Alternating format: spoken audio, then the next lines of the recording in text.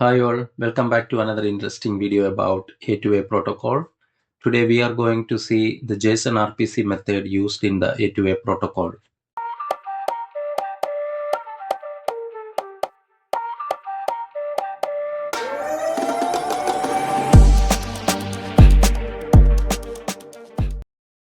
So first let's see what is an overview of these RPC methods. So all RPC methods are invoked by HTTP and usually in the post method. And all the request and response body must be in the format of JSON RPC request or JSON RPC response, or it should be a server sent event stream. The first method we are going to see is task send. And this method is used to send or initiate or continue a task from a local client to remote client.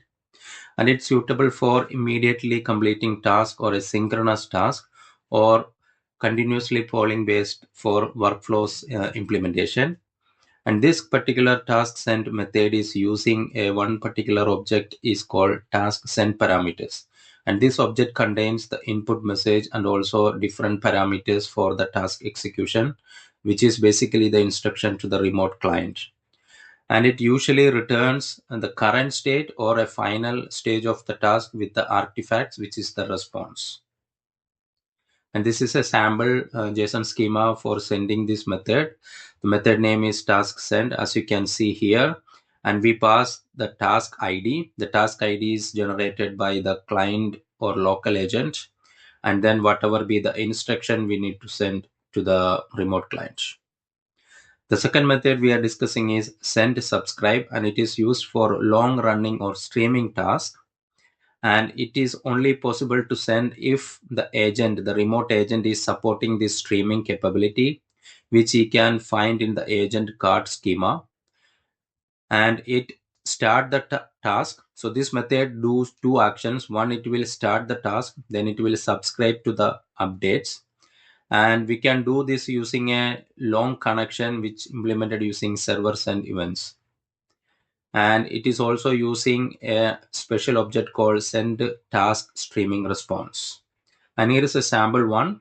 So the name of the method and the ID of the task, then the inputs.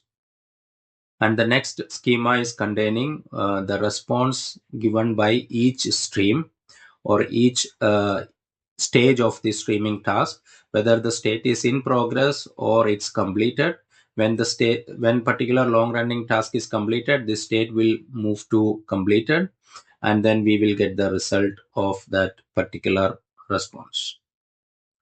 The next method we are going to discuss is get, and this is used to get periodically the polling task or to get the final task after the task is sent after some time. And it retrieves the status artifacts and optional history. This is also used similar to task send. This method also uses task query parameters.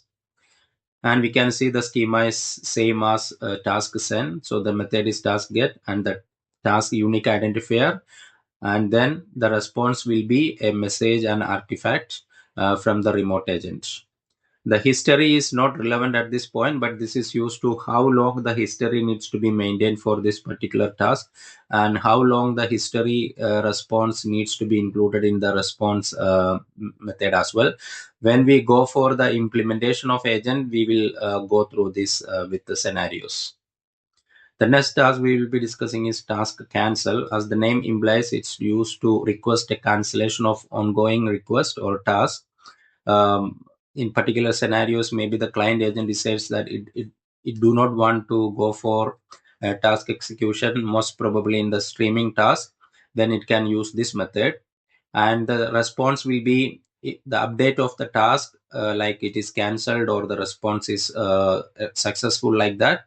And it is also use the task query parameters. And one of the sample would be like this. It will pass in the parameter object as the task identifier. This is usually a GUID, a unique identifier. For the method purpose only, we are using this just a number. Now, the next method is for the notification, push notification. And this is mainly used to update or set the notification configuration.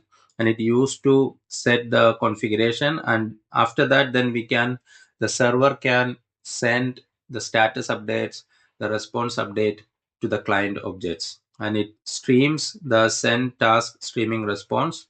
And this also needs to the server needs to support this notification feature, which we can find in the agent card with a flag called push notification is equal to true in the capability section of the agent card. And this is the sample response task push notification set, and it will the configuration for one particular task is this and the endpoint is this. This means once the server want to send some updates, the server sends the notification to this particular URL, and from this particular implementation URL, the client agent read the notification. Now the put notification get. So this method is used to retrieve the configuration of the push notification. That is also used the task ID. And as it we know that the agent server needs to support this configuration, which can be identified in the agent card as push notification equal to true. And once again is sample schema, the task push notification get, and the parameters we will pass the task identification for particular notification. Then task resubscribe. This is linked to the long running or streaming task. So we see that the long running task you usually use server send events, but its a connection can be disconnected. In that scenarios, the client again request the streaming response by using the resubscribe.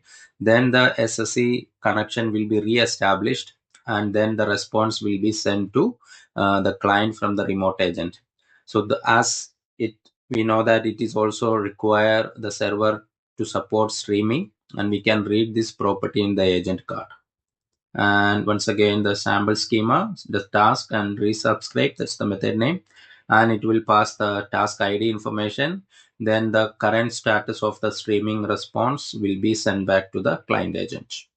So we have discussed the important methods, JSON-RPC methods today.